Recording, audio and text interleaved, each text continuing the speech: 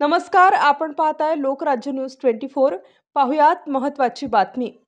दारू पिणाऱ्याला कधी सल्ला देऊ नये असे म्हटले जाते, पण हे समजून न घेता दारू पित असताना अच्छा खाना नहीं दे सकते हो तो शादी क्यों बनाया असे म्हटल्याने दारूच्या नशेत तरुणाच्या तोंडातून रक्त येईपर्यंत हाताने मारहाण केली।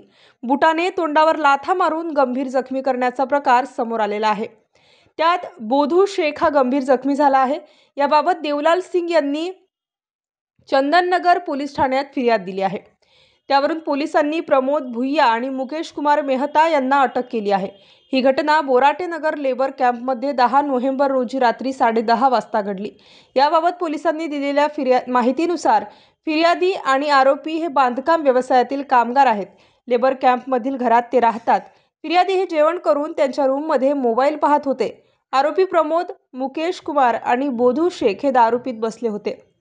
यावेळी बोधू शेख हा प्रमोद भुईया याला म्हणाला कि तुम्हारे बीवी और बच्चों को अच्छा खाना नहीं खिला पिला सकता तो शादी क्यों बनाया असे म्हणाला।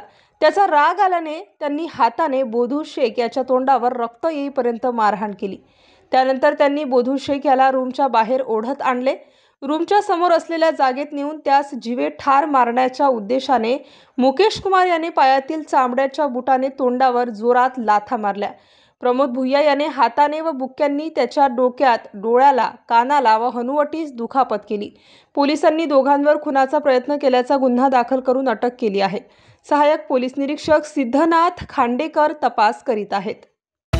महाराष्ट्रातील महत्त्वाच्या आणि ताज्या बातम्या पाहण्यासाठी आजच आमच्या लोकराज्य न्यूज 24 न्यूज चॅनलला YouTube वर सबस्क्राइब करा आणि बेल आयकॉन प्रेस करा।